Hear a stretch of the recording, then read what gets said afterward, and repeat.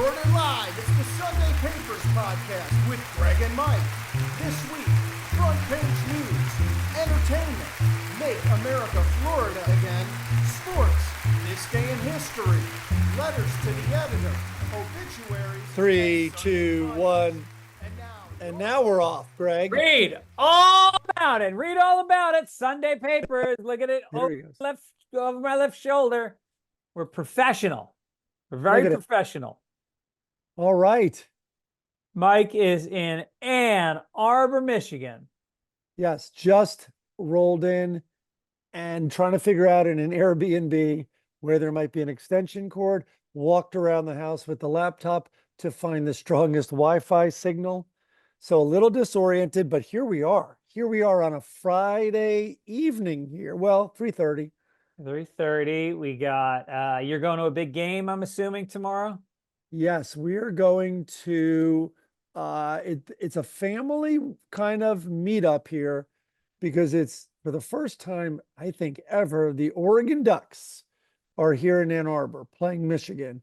And niece, my sister Laura's child, her youngest, Caroline, is coming. Laura, George, Caroline, my dad's coming up from Florida.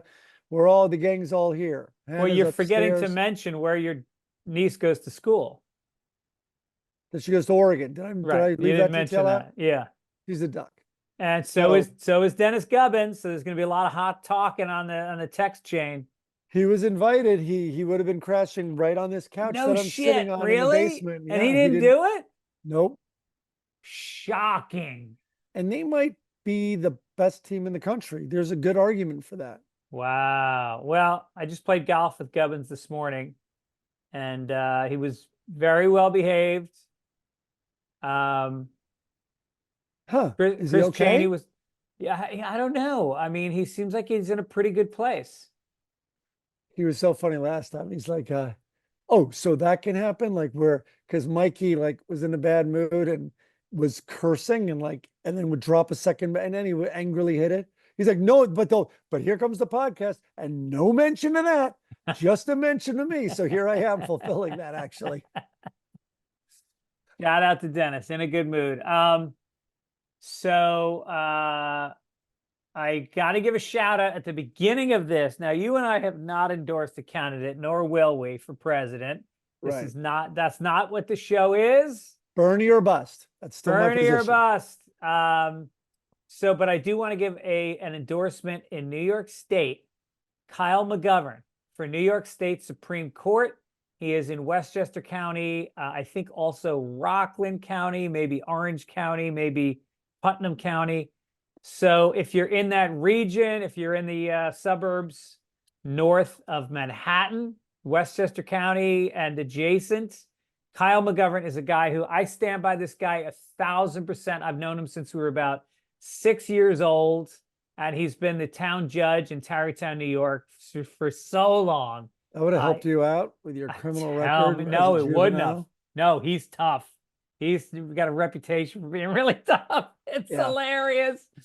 So anyway, don't forget Kyle McGovern in your vote. He is just a good family man. He is he's just got more. He's got a moral compass. He always did, more than the other kids we hung out with. I still spend a lot of time with him. I just hung out with him a couple of months ago in New York. And go vote. Nice. How was your Halloween? It was good. We were going to take mushrooms and sit on the porch over at my neighbor's house as I endorse somebody for state Supreme Court. But we have a friend who's going through a very hard time that was coming over. And I felt like that would have taken the mushrooms in a bad direction. Got to set and setting. That's the key. Make sure you're around people that are positive. Make sure you're in a setting that's got some nature. I figured it would be sweet to have kids. I love we talked about this. I love shrooming around kids. And now they're kids who are dressed in sometimes bloody costumes. Dude, the moms last night, crazy. It really is half the fun, is seeing the moms coming up in a pair of tights. And because even at that age, they've got like 5 and 6 year olds. They've got their bodies back and they want to show them. They want to show you that they're not out of the game, that they still can put out a little vibe, and I'm picking up on it. To every risque outfit, I'm like, oh, are you a slutty prostitute? Like, no, I'm a slutty nurse. Same thing. Yeah. You all look like you've dressed up to work in a strip club. And my friend Josh went to Ralph's to buy some pumpkins, and they were sold out. So he bought Cantaloupe? He bought cantaloupe. No, he bought seriously? pineapple and a watermelon, and he carved them out into pumpkins. Wow. Yeah. Do I know the person who's not feeling great? Yes, I'll tell you all about it later. Oh no. Oh, I'm sorry to hear that. Yep. Maybe don't tell me. I'm good. No, it's really bad. And seriously? Yeah. I'll tell you about it later. Okay. Oh, spoiler. So anyway, I was in Boston last weekend, which was amazing. And big shout out to John Tobin, who I hung out with. John Tobin is the guy who I've known since he was taking tickets at Grill 93 at comedy shows I did when I was doing comedy for about 2 years. So this is 33 years ago. I've known this guy 33 years. He went from that to starting his own comedy club. He's working at Northeastern all these years. He was a city councilman for a lot of years in Boston. 10 years, I think. There was a lot of talk about him running for mayor, and they say he would have won. I've never met anybody in Boston who knows more people than him. You walk into any bar, any restaurant, and people are coming up to him. He knows their kids' names. He's the greatest. Greatest guy. And we hung out a while, and Natasha Leggero, big hello, because she was headlining his club, Laugh Boston. And then he has like multiple clubs, which I didn't know about. It's incredible. All over the country. Yeah. Yeah. There's one here, right here. So I'm in Ann Arbor. There's one in Detroit, half hour away. No kidding. Yeah. But so I was visiting my youngest daughter, Olivia. She's a freshman at Northeastern. And then she has a really good friend. She met an orientation there who's from LA. Anyway, fun parents' weekend. We went to a hockey game. They lost to Maine in a shootout after overtime. Oh, wow. So very exciting. And then, so then I decided to take Olivia over to Harvard Square and see Harvard and also grab a meal. So it was her friend. They're both underage, but I'm like, we are going to Hong Kong's. Remember the restaurant in Harvard Square? Yeah, they used to do stand-up upstairs. That's right. And they sell scorpion bowls. Yeah. And we went, and it was Sunday night, and the bar upstairs was closed. And they're like, you could still have cocktails down here, but it was even more depressing. It wasn't depressing in a fun way. It was just depressing. Yeah. So anyway, we walk into Harvard Square, and I decided to show them around Harvard Yard, I mean.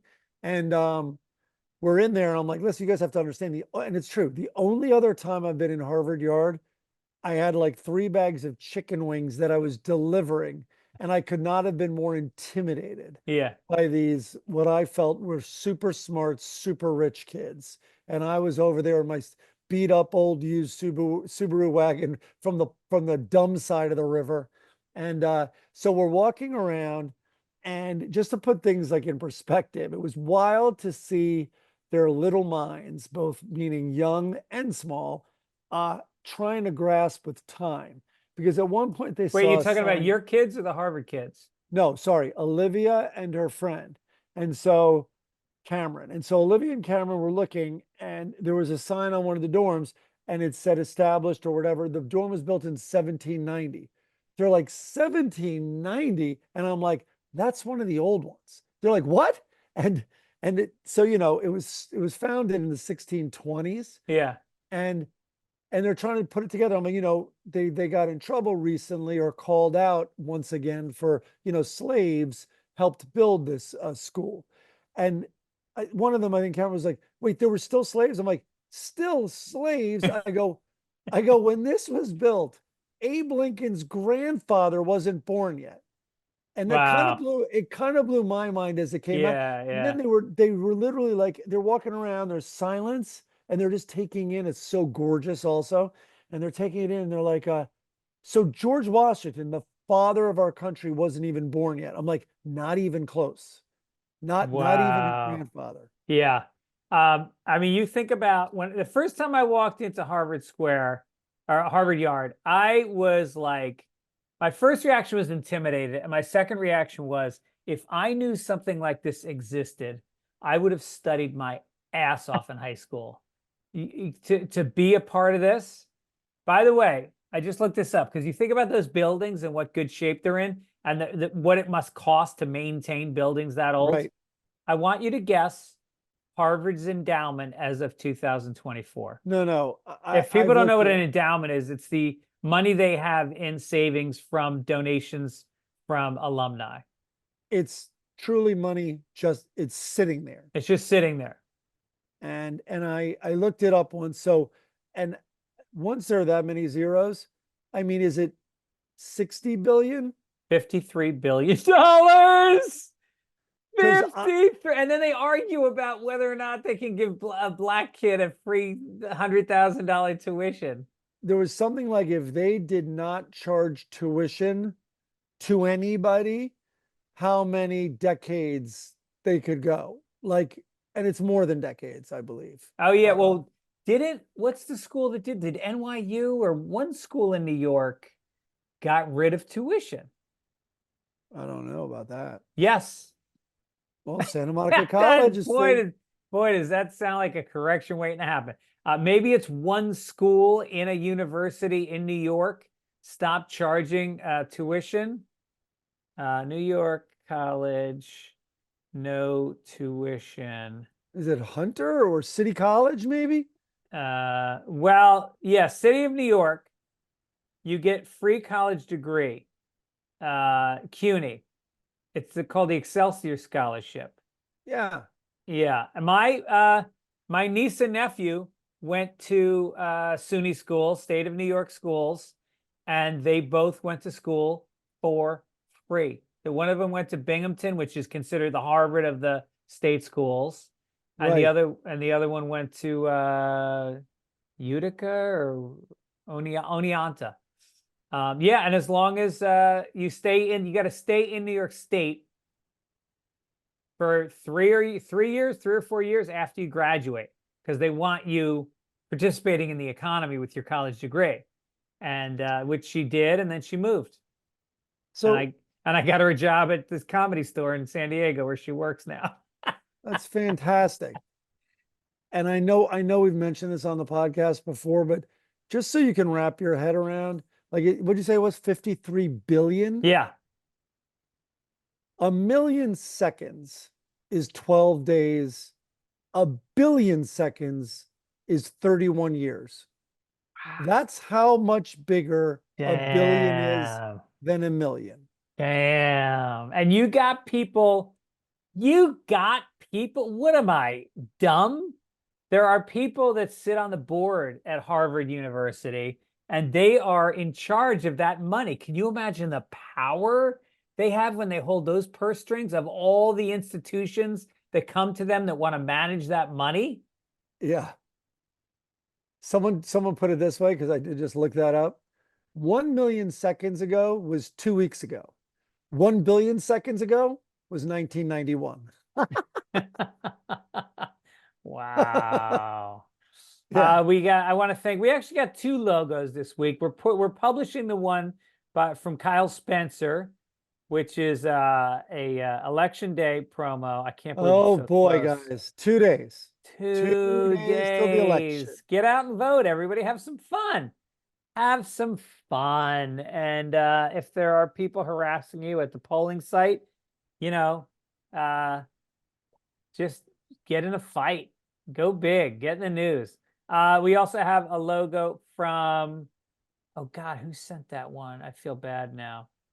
I'll find out and I'll shout out next week. There's one of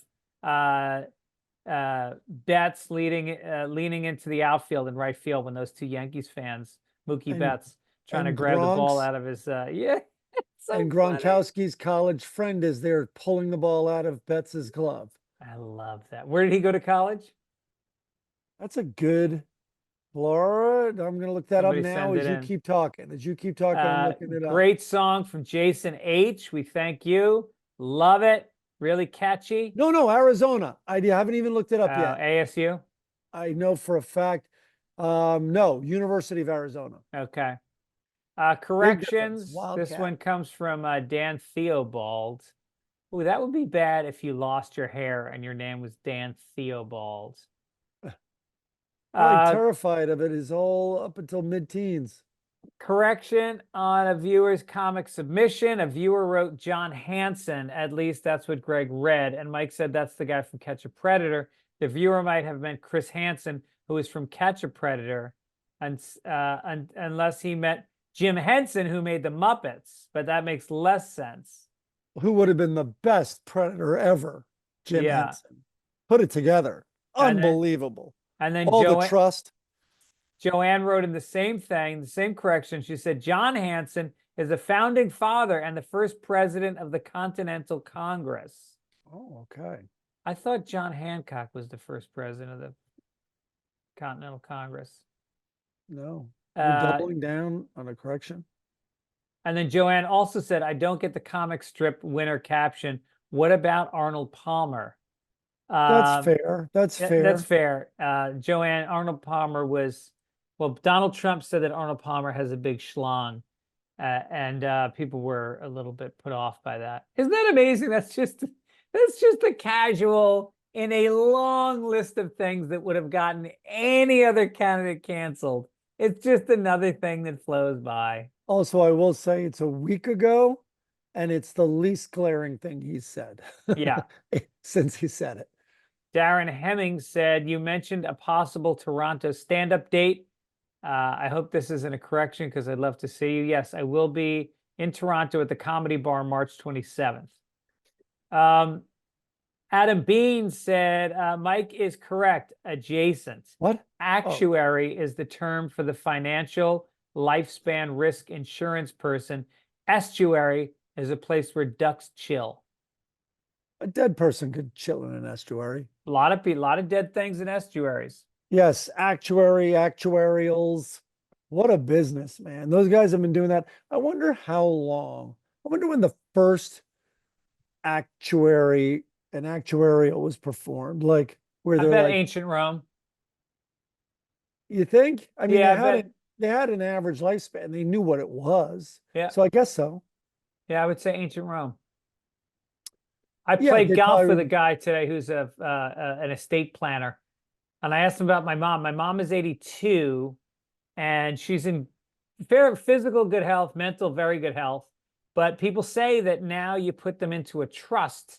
And that way, if they end up needing health coverage at home every day, the money you don't have to sell their apartment. You put like she owns a little apartment. And if she got sick, she might have to sell the apartment to pay for her medical coverage. So you essentially assign me as the owner of the home, and then she lives in it, and then they can't take it because it's me, not her. Doesn't show as her They also wealth. can't take it because you would have kicked her out by then. Hey now. Other tour dates coming up. Philly, Helium this weekend, November 7th through the 9th. Eugene, I will be there in November 13th. Then Tacoma, November 14th through 16th. Tempe, San Francisco, Cleveland, Janesville, Wisconsin, Nyack, Raleigh, Milwaukee, Vegas, Atlanta, Toronto, Pittsburgh, Tampa, La Jolla. Go to fitzdog.com. Come out, see some live comedy. I got a brand new hour since my special came out. If you have not seen the special, check it out. It's called You Know Me. It's on YouTube. We got about 425,000 views, but we're trying to build that up. If you've seen it out. Open another window, open another link or whatever in your browser right now. If you're watching this on YouTube, throw it on. I love that. I love that. Open Have a it play in the window and background. play You Know Me. Give me some clicks. We're starting to plateau. We need to keep growing it. Support for this podcast comes from Fabric. You want to talk about Fabric a little bit, Mike? Yeah, we think we're taking care of our kids by enrolling them in after school lessons and doing all the nice things for them. But really what you need is insurance. If you think anyone's going to be life insurance. Term life insurance. I was building to that from Fabric. It can help you give peace of mind that the people depending on you will have some financial support if anything happens. I mean, you don't think anything's going to happen, but my father died of a heart attack when he was 53. His parents died in their 40s from heart attacks. And your mom died a month after you got control of her trust and her house. So it could happen to anyone. They What do don't you even got, a see it crystal coming. ball over there? You don't know what's going to happen to my mom. Her floors are fucking slippery. So I always felt like I could sleep at night knowing that I had, and I got a $1 million policy, which sounds like a lot of money, but you have to understand that my wife is accustomed to a certain way of living. And with that failure and disappointment, there should be a payoff someday. Yeah, and Fabrics by Gerber Life. It's term life insurance you get done right here, right now. I mean, you can be covered right from your couch or wherever you are in under 10 minutes with no health exam required. That's what I need. Health exam? If or you none? got kids, you'll sleep at night. Your head will hit the pillow and you won't worry as much about doing it. If you're young and healthy, this is the time because rates are much lower when you're young. What you have from your employer, believe me, it's not enough. You think you have some from your job. It's not a lot. They have over 1,900 5-star reviews. And also, Rating of excellent. you could get $1 million in coverage for less than $1 a day. Oh my God. That doesn't seem like Fabric's going to make any money, but whatever. That's their problem. All right. Join the thousands of parents who trust Fabric to help protect their family. Apply today in just minutes at meetfabric.com/papers. That's meet, MEET, fabric.com/PAPERS. Policies issued by Western Southern Life Assurance Company, not available in certain states. Prices subject to underwriting and health questions. All right, let's crinkle some paper and get into the news. 22 minutes in. Do you have a piece of paper? Sure I do. Of course I do. What are you kidding I could me? get one, but I've I always mean, got a piece of paper. I have What the hell is tissues, this but one? they're not quite crispy All yet. right, here we go. Extra! Extra! Read all about it! Extra! Oh my God, I've been doing this entire podcast without the microphone in front of me. The one you're holding right now? Yeah, it was down over here. Oh man, Oh my you should hurry up and get God. that life insurance right Wow. now. All right. All Well, wait. right. Mark the time. Mark the time. 22 minutes. 23 Yeah. minutes. All right. 23. I have 23 minutes on Well- the H6 recorder. Yeah, we may be using the Zoom audio for the monologue, and then the news will have actual. Oh my God! I swear to God, Mike, my ADD is so bad. I have missed appointments. I have forgotten to do things. I swear to God, I was so manic when the special came out. I spent 3 months You were in on it. high gear, and then it ended, and my mind has just crashed since then. So I got to Well, get my shit together. I wonder if our listeners, you can write in if you're experiencing the same thing.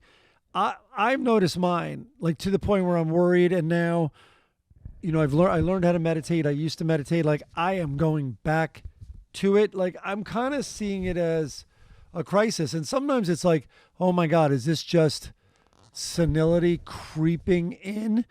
Because I'm just spacing on so many things, and also just being able to like I'm teaching a class, and like the person then just tells you about their outline for a sitcom and all the moving parts and the drive and the conflicts, and I'm just doing everything I can to follow along. Yep. Yeah. So that concentration is really. Well, what do you think it's like doing a podcast with you, trying to listen? I have no problem with it. Well, yeah, because I'm interesting. No, I mean following me. Yeah. Just about everybody in the streets of New York seems to jaywalk, but now no longer illegal. I thought it never was. I thought LA was. I did not know that New York was, but And that's people because used to pride themselves on getting a ticket in LA, but Yeah. I thought I would. That's all I do is jaywalk. Well, and maybe it's because we're white. We'll get to that later. Yeah. They say it was discriminatory, and some people said this is how we navigate our city. Penalizing residents for crossing the street as they go about their day is outdated and unnecessarily, especially how disproportionately these penalties have been enforced. So it's now legal, And it used to be a $250 fine, which is fucking crazy because say you're a guy, all right, you're some guy, maybe you're Puerto Rican, you're working 2 jobs, and now you got to rush to get to your second job, you get ticketed. That's your entire, you're not making $250 a day. You're making maybe $100 for the day. Now you're doing 2 days of work because you fucking Anyway, I'm glad they got rid of it. Police officers have told me they prefer to spend their time on real safety concerns, not handing out jaywalking tickets. They can focus on more critical community issues. They've faced criticism for stopping Black and Hispanic pedestrians at a rate of 77% went to Black and Hispanic people. So yeah, now they can focus on stopping and frisking 77% of Black and Latino people instead of writing them tickets for walking. Well, interestingly, I heard when a Puerto Rican person jaywalks, the citation isn't for jaywalking, it's for littering. Oh, because they're garbage. Yeah. They build up apparently a tremendous amount of garbage. And by the way, it is. I guess Latinos don't always follow the rules when they're told not to cross. So I guess it would be disproportionate. Who are we, Mike? We are echoing some topical things that happened this week. Yeah. Did you see? It's not jaywalking, but it was all in the street Halloween. I didn't know about this Thriller reenactment that happens every Halloween. No. Oh, dude, it's gigantic. And of course, it's like, it's basically the equivalent of a parade, really. I'll try to find it for you right now. We're going next year. I'm sold just on the one line. Yeah, no, it's pretty impressive. Here you go. Look at the size of that crowd. Wow. And there's a Michael Jackson guy, and they're blasting Thriller. I mean, that's right in the middle of the... is that downtown, I guess? Is that... God.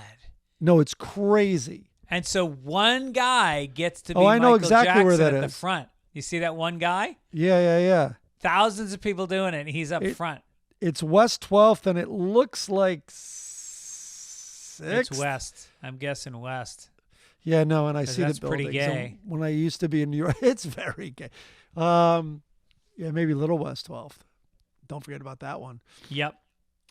So anyway, go check that out. That sounds amazing. I want to do that. Because you're a gay. I'm not. You're on the spectrum. Gay. I'm the gay. Oh. Eric and Lyle. Yeah. What? No, the Menendez is. Go ahead. Eric and Lyle Menendez resentencing hearing has been set for December 11th. Judge will decide whether they will have a shot at freedom. That's a nice way of saying it. After spending 34 years behind bars, get the fuck out of here. Time to move out, guys.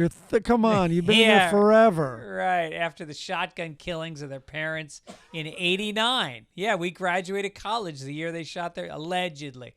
The date was decided Wednesday. It's not. Oh, by the way, it's not alleged if they shot their parents. Right. That's not alleged.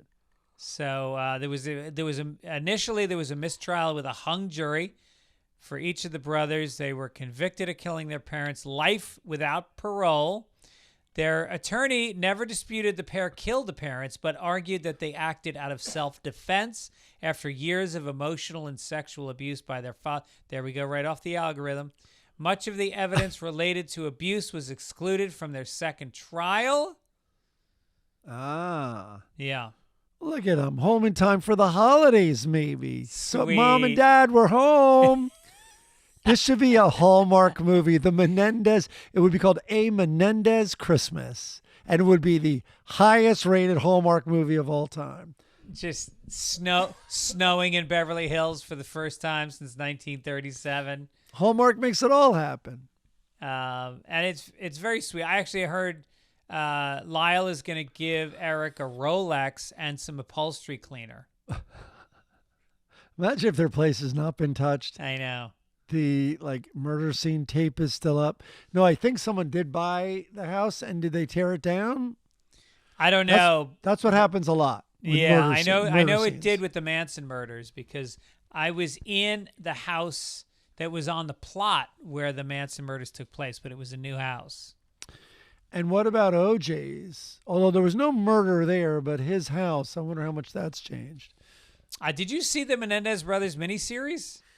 No, I have not. I watched like 2 episodes, and then my wife was like, "No, no, no, no, no, no. It's bad. It's like the sexual abuse stuff is really disturbing." Alleged sexual abuse. Alleged. I told you when I was at Kathy Griffin's house, we were up there. We were trying to get some show off the ground, and this is probably 3 years ago.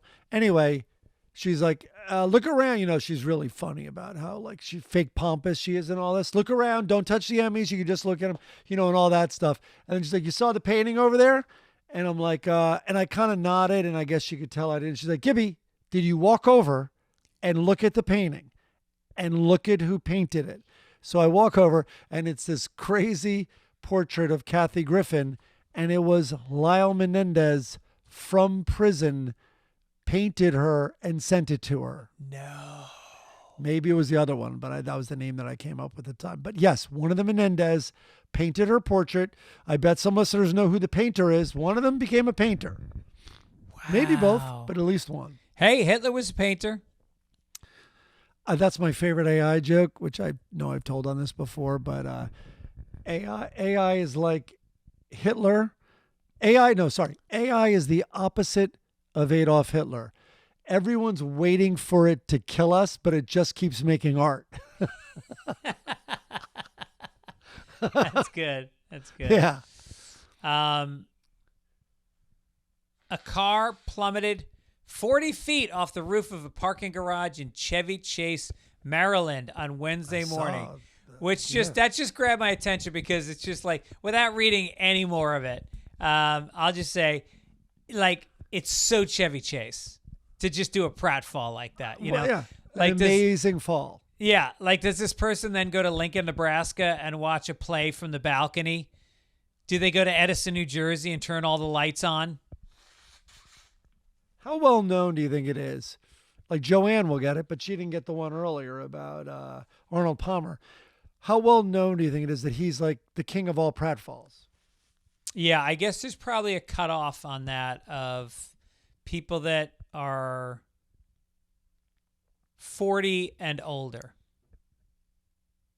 Probably. Although the vacation movies were very popular. He obviously did it in those. I'm good friends with his daughter, by the way. Oh, wow. Well, the Comedy Store has a piano player who sits at a piano and plays each comedian on and off the stage. And they kind of riff with like you riff with her. She's got a microphone. Super funny, Kayla. And she's great. And so he comes in sometimes to hang out. And he's seen my set. He's a big fan. And Wow. I told him I roasted him at the Comedy Central roast years ago. He said it was one of the worst nights of his life. Not a good memory. Not a good memory for him. We know that. Yeah. Well, regarding this story of the person who drove off, so, you know, you just read it, and it said that the driver's expected to be okay. They drove it off.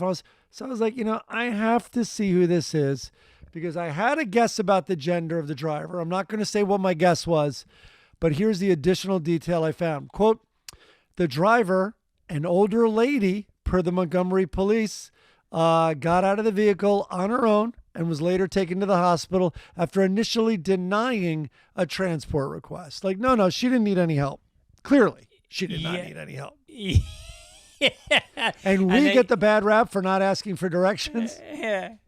And also, they didn't say her race, but after the accident, she played some mahjong and did some tai chi. I don't know if that's true. Entertainment. Let's get to some Let's paper do it. crinkling. Crinkle it.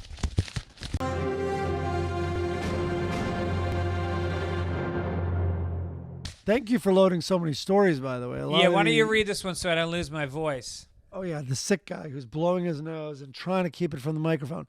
Anna Kendrick has said she donated her fee from the hit Netflix true crime film Women of the Hour to 2 victims' charities because she would have felt gross profiting from it. Kendrick directed the stars in the movie about serial. She directed and stars in the movie about a serial killer who appeared on a 1970s TV dating show in the midst of his crimes. Quote, I was just making the movie and then it was like, oh, there's money going to be exchanging hands. That's when she realized. And I asked myself the question of, do you feel gross about this? And I did. And so, yeah, I'm not making any money off the movie. Alcala, I guess the person was later found guilty of 8 murders between 71 and 79, but is suspected of killing more than what? Damn. Killing more than 100 women and girls. Oof. The Pitch Perfect and Troll star continued, believe me, this was never a money-making venture for me because all the resource went to actually just making the movie. Huh. I mean, how does this supposed to make all other actors feel that have played villains? Like, like Anthony Hopkins is probably like auditing Warner Brothers right now for international residuals for Silence of the Lambs. Right. Is she like, and all right, so if she's bad, she doesn't get paid. If she portrayed Mother Teresa, should she get like double her quote? Should Gina Davis and Susan Sarandon's families get compensation since they had to drive off a cliff and die at the end of the movie? But also, how did she not feel gross keeping a paycheck from Pitch Perfect 3 or Trolls? Right. Yeah. That's even grosser. Yeah. That's blood money. Way harsher crimes. That's boredom money. Ugh. All right, let's make America Florida. Let's do it. Crinkle. Okay, we got 2 Disney stories this week. Drunk Florida man arrested at Walt Disney World had to be carted off in a, I've never heard this term, spit mask. After being secured in handcuffs, a spit mask was subsequently placed on Pagan, this guy, for his and his officers' safety. Pagan was searched at the front of the vehicle and briefly became unresponsive. When he became responsive again, he appeared as though he was going to throw up. And so for Pagan's safety, the spit mask was briefly removed from the area around his mouth. And once he was freed from the spit mask, he began spitting again, spitting all over the cops. So maybe a spit mask creates a spitter. Maybe he wasn't going to spit before they put the mask on him. Yeah, self-fulfilling. I think you're right. Yeah. Here's what I want. When you act up at Disney, I want Grumpy in costume, Grumpy the dwarf, to come out and beat the shit out of you. Grumpy's a dwarf? I think you're conflating different characters. Am I? There's 7 dwarfs, and then there's Grumpy. I don't know that he's actually Are you serious? A little person. I think Grumpy, there's a lot of things he's grumpy about, but being short ain't one of them. Hold on here. All right, here's the test. Somebody Dude, asked us. Grumpy's a dwarf. What are you talking about? Oh, you're right. Sorry. This is a competition. Boy, Who's having the most senior moment? All right, speaking of senior moments, are you looking at it on your screen right now? No. Name I'm the not. 7 dwarfs. Oh, my God. Rapey? Is that the algorithm? Now we're off the algorithm. All right. Hold on. Well, I mean, she was asleep. It's not really, it's not Haggard level. Okay, you ready? It's a Sleepy, a Grumpy. Oh, the tricky one is Doc, right? Sleepy, Grumpy, Doc, Bashful, Stinky. I want to say, no, hold on. There's probably a nice one or a funny one. I think I might have run out.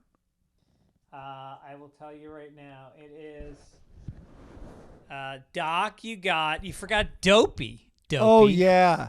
Bashful, Sleepy, Happy. What? Oh, I think I just called Happy without even it resonating that there was a Happy. Sneezy.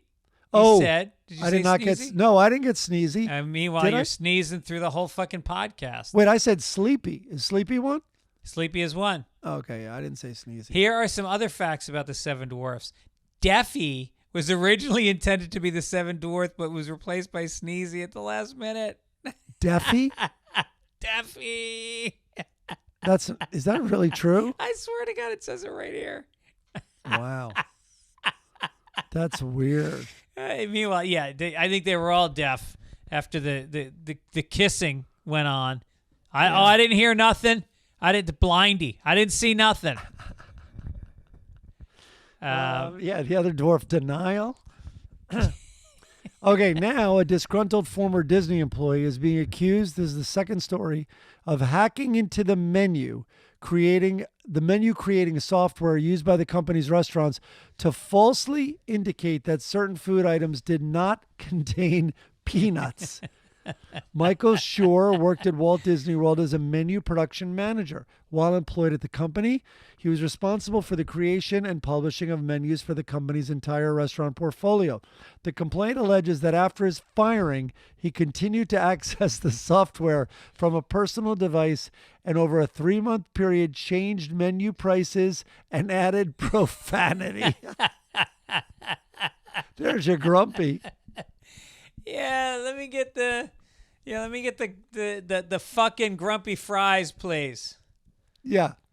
And then, meanwhile, like all the fat people from the Deep South are gorging themselves on the $1 Mickey burgers, the 25-cent fries. Sneezy, by the way, is the one with all the allergies, including peanuts. Now, Sneezy and Grumpy are going to come beat the shit out of him. I think they're going to go to his residence, pull him out, and pummel him. Yeah. He changed the name of hot dogs to Donald Dicks.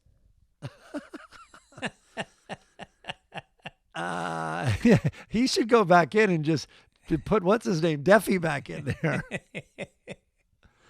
Okay, make Arizona, Florida, Greg put in here. Okay. We need a crinkle, believe it or not. I always forget we crinkle on that. That's like an asterisk.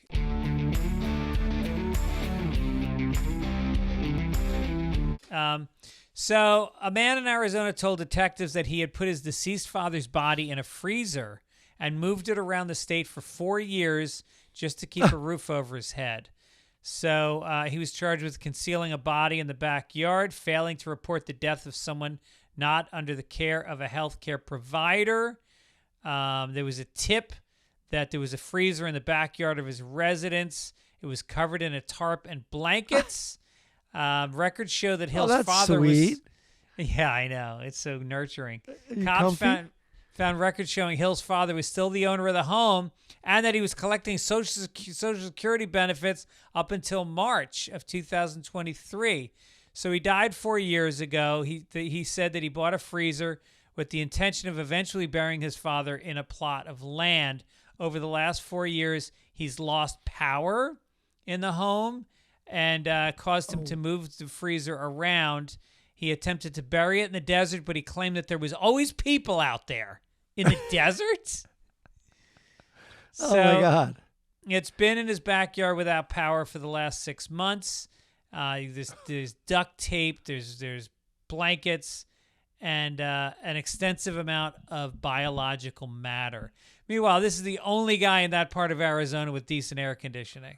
The only one unaffected by the heat, the unbelievable heat now.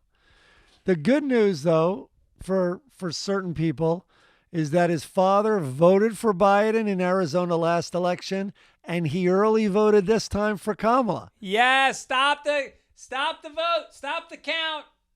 Yeah, stop the count. It's his little old frozen steel. Oh my God. When I kill my mom, I'm definitely having her vote for Kyle McGovern. A little advice when you do take your mom out. Bury her.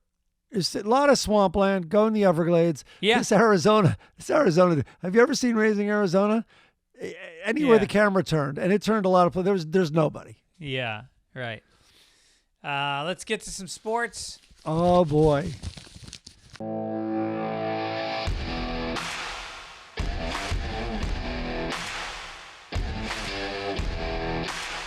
All right. Obviously, top story is the World Series. Here was my Game 5 experience.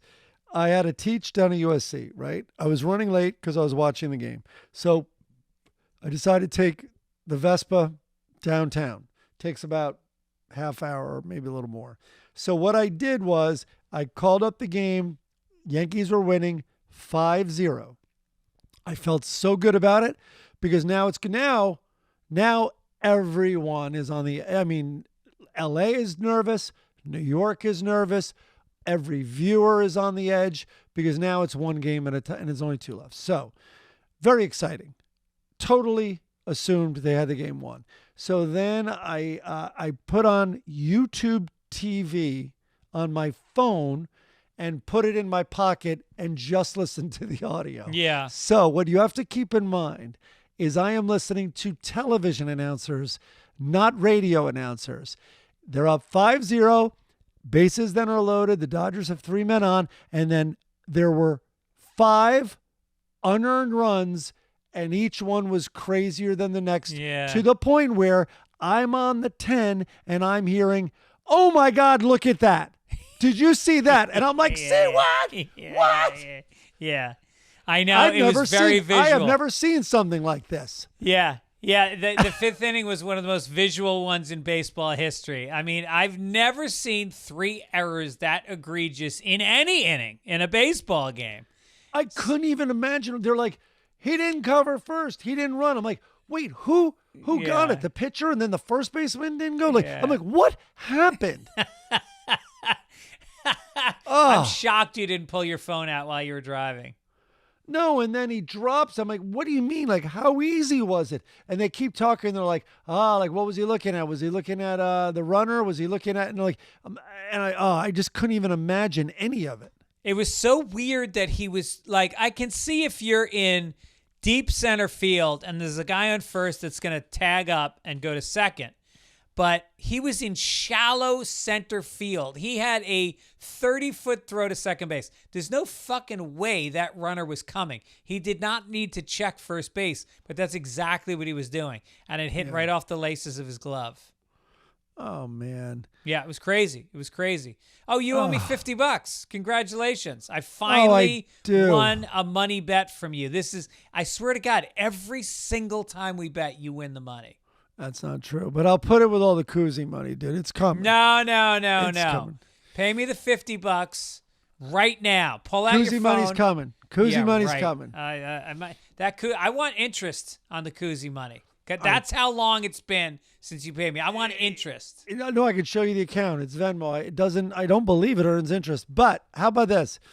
Freddie Freeman is the only reason I'm not like absolutely despondent, because unless I know differently, which I don't, unless someone like, he's such a good story and he got the MVP and I've seen clips of him and he just seems like a good story and he seems like one of the most liked guys in the major leagues. Oh yeah. He's such a great guy. His 3-year-old was in intensive care for 3 weeks and he's in fucking Philly and Phoenix and Houston on the road playing baseball. He's not a good guy at all. No, I'm kidding. I saw a story that he left the road. No, I know. Yeah. I'm kidding. And he is truly emanates positivity. He looked like he was enjoying the whole ride. He was smiling. He was inspirational to his teammates. But I'm telling you, man, that grand slam was one of the great moments in Dodger history. Oh, I know. Bottom of the 10th inning, top of the 10th inning. And sweeps one, just strokes one out. And great smile, beautiful veneers. I don't know if you saw his teeth a few years ago. The veneers are a problem. Jesus. Judge has them. A lot of them. I saw a whole review of all the veneers in Major League Baseball. Yeah. Some of them look quite good. How about the LA celebration? Yeah. Then I go to class. One of my students goes, I'm so rooting for the Yankees. I'm like, oh, thank you. Are you a Yankee fan? He's like, no, I have a dog.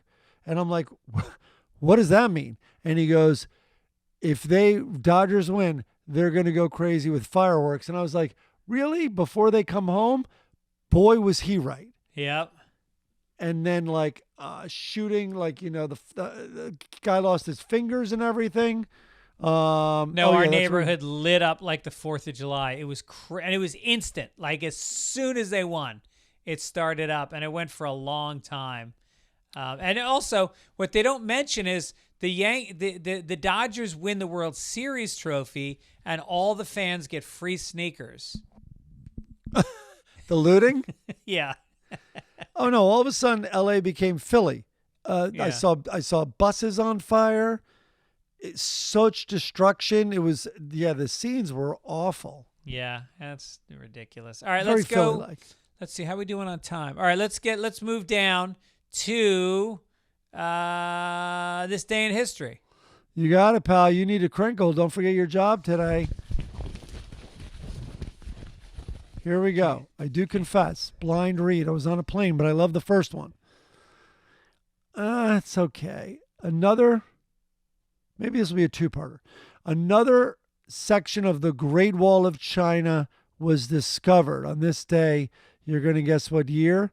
So it was a discovery in the Hui Autonomous Region of Ningxia of a previously unknown 15.5-mile segment of the Great Wall of China.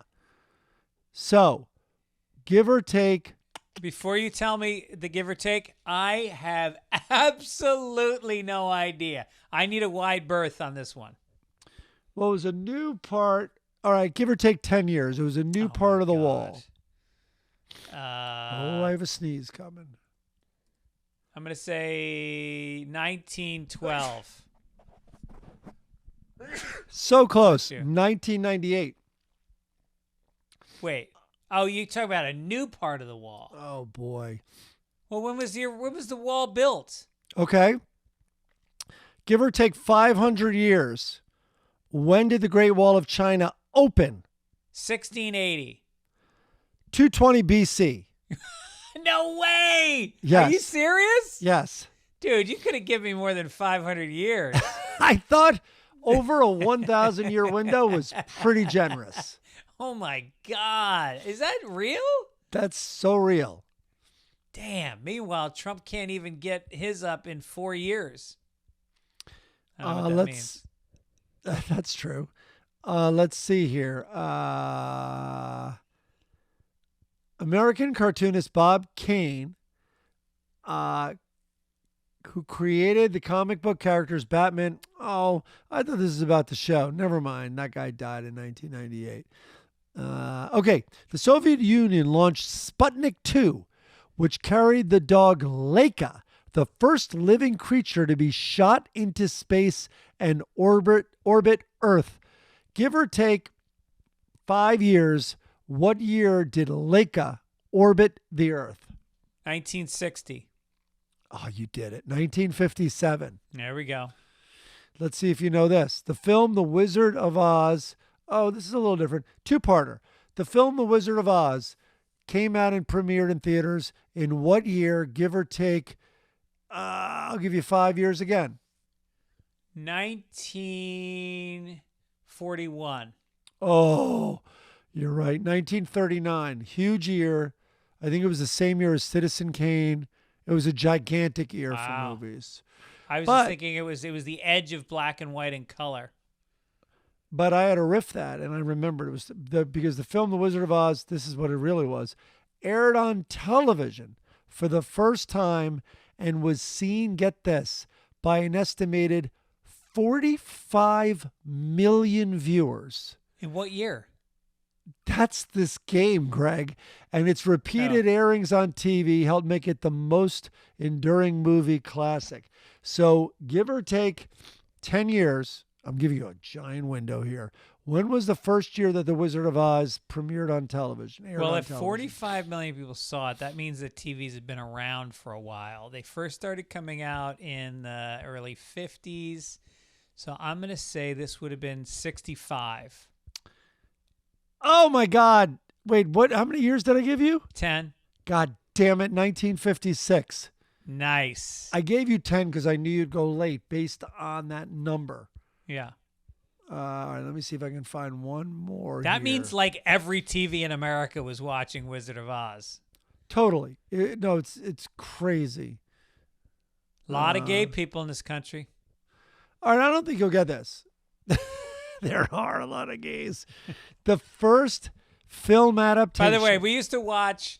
We used to go to Bryant Park to watch movies in New York. Did you ever do that? You bring a blanket and you sit out in Bryant Park. Please, I saw Wizard of Oz. They play Wizard of Oz, and then every time there's a gay innuendo, like oil them up, oil them all up. When they oiled them, they would all go cheering and woo, And the whole crowd knew it was coming. So I think Dorothy is with the Scarecrow. And the Scarecrow says, okay, I'm sitting in Bryant Park outside. It could not be a more beautiful setting. People with little kids. I'm sitting outside, and all of a sudden you hear the grumblings, like you just feel this energy and murmuring. And then Dorothy's like, oh, we got to get you down from there. You know, he's in a Scarecrow. He's like, you don't know how hard it is having a stick up your back all day or something. And people are like, ah. So then they talk a little bit, and the crowd is still on edge. And all of a sudden she's like, well, which way should we go? And all of a sudden you hear the energy, and he goes, well, we could go this way, or we could go this way, and then he throws his arms across each other. We could go both ways. Ah! Like the gay wave started. It was insanity. Go back and watch it with your gay eye and see how many sort of illusions, even accidental, are there. All right, here's the last one. What's the movie that you're supposed to play with Pink Floyd, The Wall?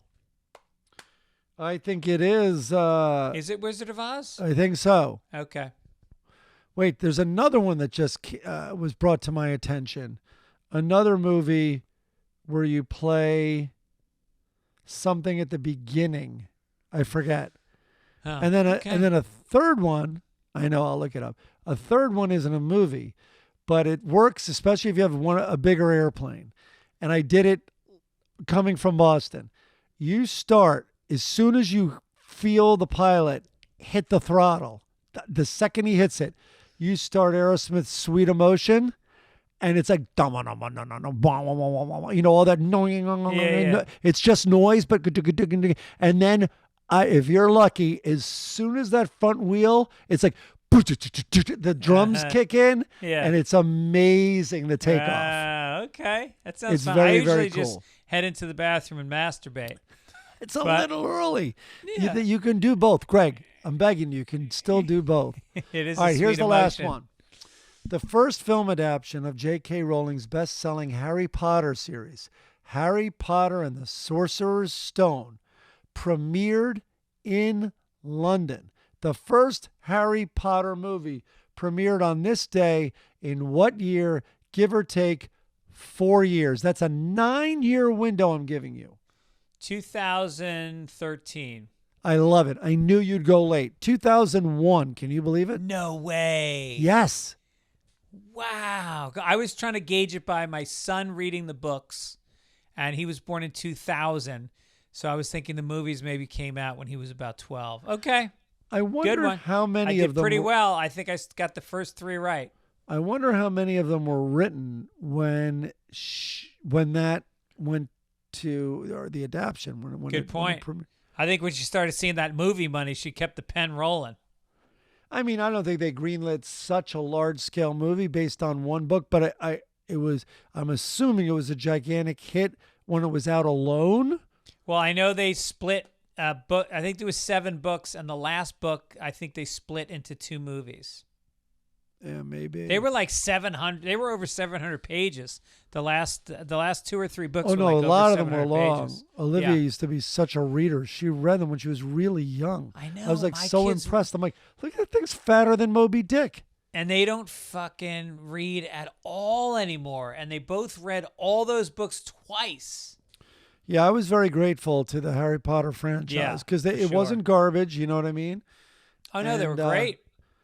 And listen, and don't get me wrong, I know the first book was a hit, and I know people loved it, but I think it really hit its stride once the sequels were being written, I think. Yeah.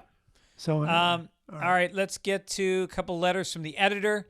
Ryan in Chicago says, my beef is that you lumped in Jay-Z as you were criticizing Diddy. Unlike Diddy, Jay-Z is one of the names you'll hear in the discussion of who is the greatest MC of all time. His writing and flow put him toward the top of the list. Your criticism is a tired one that Corolla has also trotted out. Hip-hop is unoriginal because it samples other songs. Hip-hop has always done that. Jay-Z sampled Hard Knock Life from Annie and rapped over it. about growing up with the projects and dealing drugs. These artists are not just covering songs, they're using them as a canvas. Hip-hop recently turned 50 years old. It's long past time for white men, I was waiting for it, of a certain age to retire the hacky. They're just copying rhetoric. Well, Ryan, you're just copying an argument I've heard a million times about how hip-hop can sample and it's original. It's not original. It is taking the energy, it's taking the reaction, it's taking the emotion from a song that has been generated by somebody else, and it's piggybacking off it. An artist creates from scratch, period. Your argument is copying. How about that? Yeah, it's a very, very trite criticism. But listen, no doubt he's going to go down as one of course. But sometimes I do think Jay-Z detracts from a song. Was it Single Ladies? There's something where it's like, that truly added nothing to your future wife's amazing song. Yeah. I mean, don't get me wrong. I enjoy the shit out of it. The Beastie Boys sampling, in Sounds of Science when they take from the Beatles song. Like, there's a lot of sampling that really works and it's fun, but it's a fucking party trick. It's not art. That's debatable. But I just know Jay-Z, sometimes I'm like, oh, did that song really need a very clever rhyme scheme, just naming luxury white products, which seems to be the move? Well, Ann says, you mentioned you have a ton of airline miles, so I thought I'd let you know you can donate them to not only pro-choice groups for abortion travel, but other nonprofits as well. When Roe fell, I sent my 7,000 miles to my stepsister, who is a high school teacher. Now everyone is organized. 7,000 miles. Where's she getting the abortion? In fucking the next town? 7,000 miles? No, 7,000 miles barely gets you a one-way ticket. You can't even get 100 miles away. Yeah. So she's gonna. I didn't know what you were saying. Yeah. She's gonna fly to Oklahoma, get the abortion, then she's gonna hitchhike home because you didn't have enough miles. Yeah, Greg, you're giving yours to your unaborted children. Exactly. I know. Yeah. They need it more than these kids that aren't even alive, never will be alive. But I wonder if you got to donate a lot of miles because you can't have them flying in coach.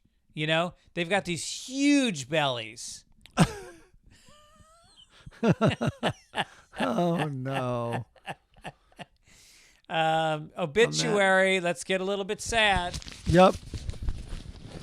Well, a very sad one for the comedy world. I mean, boy, did I have a crush on her. Terry Garr. Oh, ethereal. Terry Garr. Well, she just had such like a mellow vibe to her. You know what I mean? Like she was also incredibly funny, amazing timing. Talk about needing timing when you're with those lunatics in Young Frankenstein. Yeah. And then Keaton, so, in Mr. Mom and Dustin Hoffman and Tootsie, all of them have said the most, profound things about her. And also, like, just what a great person she was. Yeah. So you can go read all about her stuff. But a couple of the movies I've already mentioned. Additionally, there was Close Encounters of the Third Kind. I'm going back now. I guess King of the Hill user Dr. Katz had her on. Because everyone in comedy, Frasier, like everybody would use her after, like, she was just kind of in all these legendary movies. Wasn't she in Night Shift with Michael Keaton? Mr. Mom, for sure. Yeah, Tootsie, she was amazing. But really, like, Young Frankenstein, like, she got it. She understood Mel Brooks and that that sensibility. Get this. She was in Viva Las Vegas as an uncredited dancer. No way. She was in Pajama Party, Roustabout. I didn't know about this history. Yeah. Wow. Yeah, she lived a full life. She did a lot of, she had multiple sclerosis. Jeez. I know. It's really sad. What a horrible way to die. She had a ruptured brain aneurysm. She was in a coma. And then she got her motor skills back. Sonny and Cher Comedy Hour. Odd Couple. Damn. Bob Newhart Show. Then she was in, she was in The Conversation. That was a giant movie. Young Frankenstein. Upon her Sonny. death, David Letterman called her one of the Late Show's all-time favorite guests. Constantly had her on, and he clearly had such a crush on her. Who did? David Letterman. Oh, totally. He flirted with her so much. It was a flirting hour, when it happened, for sure. That was, her and Julia Roberts were his two biggest, he was blushing. He was flirting so much. She All was right. in After Hours. Oh, you didn't say After Hours, No, did you? I said Night Shift. Night Shift. Wow, look at that Was connotation she I had in Night my head. Shift? Let me But see. she was in After Hours. Which one was that? After Hours was the, I think it was Scorsese, right? Yep, Scorsese with Griffin Dunn, Rosanna Arquette. It's about him, and it takes place all over one night. And it's like this odyssey that he goes on. Oh, no, it was Shelley Long. I thought Shelley Long is very similar to her, I would say. In some ways, except she's far, I think, more naturally funny than Shelley Long. Yeah. Oh, yes, for sure. Shelley Long's great, but no. Terry Garr was one of those all-star team talents. She's on Friends and all that. Oh, Dumb and Dumber. I didn't know that. All right, let's cheer up. Let's go to the funnies. Let's do it.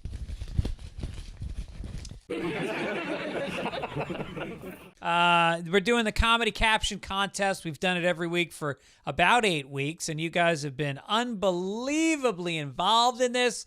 We get tons of submissions. If yours does not get in, please understand it doesn't mean it wasn't really good. It just means I do my best to get the ones in that I think are really great, and it's obviously random sometimes, but here's last week's was, and you win a koozie. If we pick your caption for these comics, we send you a koozie for free. If you want to buy one, by the way, they're $10, including shipping. Go to fitzdog.com and order one, and might console you when you lose the contest. You might want to buy one to keep your beer cold that you're using to comfort yourself after the heartbreaking loss. I agree. Now, I would say don't read the names. Let's just read the entries. Why? Well, okay, because the first one. Oh, we won't read that name, but we'll read the others. All right. Okay, so this particular one is a superhero dude. He's ripped. He's coming out of a phone booth with his fist in the air and a cape on, but he's also got on lingerie, a G-string, and lace stockings. And Orders, he looks a little bit embarrassed. And then there's a couple walking by arm in arm, and their eyes are popping out of their head looking at him come out of the telephone booth. So here's our first. Have no fear. Woke person is here. I like that one. And we got David Bentley said, super embarrassed, super shocked, super interested. All right. Sean Triple said, look, it's a he, it's a they, it's Supertran. Okay. I was with you till the last syllable. Elmeric Hoselpop said, onlookers are surprised to find out the Man of Steel is also a man of mesh and lace. All right, Hasselpop. The strangest part is that Metropolis still has phone booths. Yeah. Rich Butchko. David Harriman says the boys down at the woodshed really had Superman's kryptonite. Ron Dvorak said Super Caitlin would go on to save countless lives by flying instead of driving. That's good. Brian Mayer said, breaking news, Superman adds red wine, chocolate, and bald, powerful men to his list of weaknesses. I like that. That is good. Superman is finally ready to kneel before Zod. Good one. Yeah, that's good. Joanne said, our hero heads out for another wild night at Dickateria. Joanne. Why do I love that one so much? Jeff Speed said, is he faster than a train or inviting one? Oh. I like that. I actually fixed that for him. He said stronger than a train or inviting one, and I put in faster because that's what it is. Larry Zemlick said Superman realized he wore the wrong costume. Now he's just wondering if he took out his butt plug. I just put that in because it was so 7th grade. Ben Holdrich said, despite invulnerability to all conventional weapons, a scantily clad Superman discovers he can still be wounded by the stares of passersby. I'd say, Ben, you need to take a pass on your submissions and chop words out where you can. Stan says Martha and Henry wondered why the Cape Fellow couldn't just walk to the Madison Square Garden rally like everybody else. All right, what do you like? What do you like? You know, I did get a little distracted by what you said earlier because it is more powerful than a locomotive. It's faster than a speeding bullet. More powerful than a locomotive? Oh, So yeah, maybe you're right. Maybe I fucked I'm not him a little maybe, bit. not maybe. That's just facts. But I think you might have ruined his thing. He might be pissed. Yep. So I think he has to get a koozie for you sabotaging All him. right, Jeff Speed gets a koozie. Should we give a second one out? Well, we're not giving it to the first one, which is Dennis Gubbins. Dennis Gubbins is the first one. I like that one a lot. Have no fear, woke person is here. Not bad. But there's a lot of good ones here. I liked the train or inviting one. I love that. Yep. I mean, well, that's the one you ruined. Well, that's the one we. Then, Yeah. wait, there was another one, though. I like the one about Super Caitlin could go on to save countless lives by flying instead of driving. I think Neil before Zod was maybe better than That's that. a really good one. I like Neil. I thought people were going to be like, whoops, wrong phone booth, or must be an all-gender phone booth. Or Yeah. All right. But I would have lost. Nice work, everybody. We appreciate it. And next week's caption. Oh, why don't you read Garfield while I grab next week's caption? Guys, we're down to the number one Garfield, and this is exciting for all of us for many reasons. Mostly because there isn't another one next week, but also because, like you, I have no idea what this is about to say. I put it in there blindly, and it's the number one. So here we go. There's 3 frames. There's a woman now in these frames. Some of you nerds and people and huge fans of unfunny comics might know who this character is. I do not. So John is there, and then there's a woman there holding the cat. Oh, maybe she works in the vet's office because she has a white uniform on. Anyway, John says, have a cup of coffee. Oh, have a cup of coffee, John. Why, thanks. Don't mind if I do. All right, already I'm confused. And by the way, I did not read that poorly. It is John talking, and John goes, have a cup of coffee, John, which is in quotes. And then, why, thanks. Don't mind if I do. Fine. John then takes a swig of coffee in the second frame, and the woman goes, congratulations, Mr. Arbuckle. And then in the third frame, he has a zoinks look, and he looks like, and then she goes, you're going to give birth to a fine, healthy litter of puppies. And then you have Garfield's, she says that, Garfield's thought-speaking bubble, whatever the F that is, goes, I hate puppies. Okay, I have no idea what's going on. And this is number one. All right.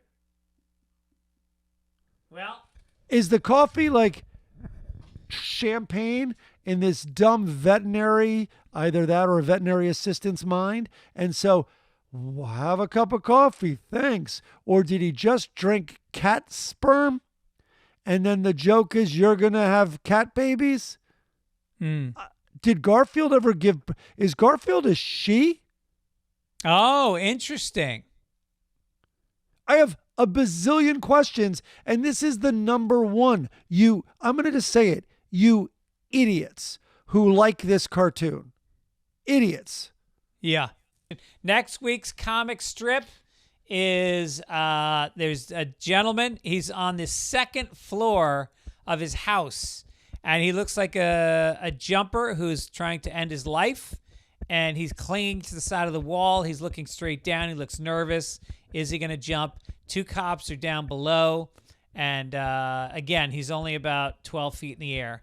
And And one one cop cop- is talking to the other cop. The white cop is talking to the black cop. What is Yep. he saying? Okay. All right. Now let's get to our friends in medieval times. Hager is sitting at the bar and his friend is talking to him. And he says, my wife says she won't be happy until she gets rid of her weight problem. Hager goes, how much does she want to lose? Guy says, 195 pounds and points to himself. I mean, is that not the oldest, hackiest joke you've ever heard in your life? Yeah, but the first time it was told was probably during the Dark Ages. Oh, right. Yeah. That makes sense. So this writer can go back in time and do all the jokes you've heard a million times, but it's the first time. Wait till he breaks out the knock-knock jokes. They've never heard that device even. Well, because they never used to knock. They used to just raid. That's true. The Lockhorns, you've got Loretta sitting at the piano. She's clearly playing. She's saying something to Leroy, who's reading the paper. She goes, stop saying Gesundheit. You know I was singing. Good one. That's pretty good.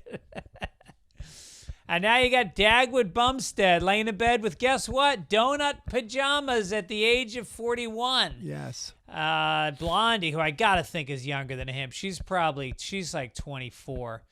And she's got her back to him appropriately. And he goes, honey, do you remember that little misunderstanding we had at breakfast? She goes, I'm pretty sure I do.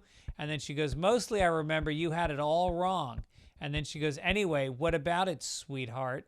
And he looks dead down the barrel of the camera like, shit, I fucked up. And not only am I not satisfying this woman in bed, she's challenging every morsel in my body. Like, he's such a cuck. He's such a weakling.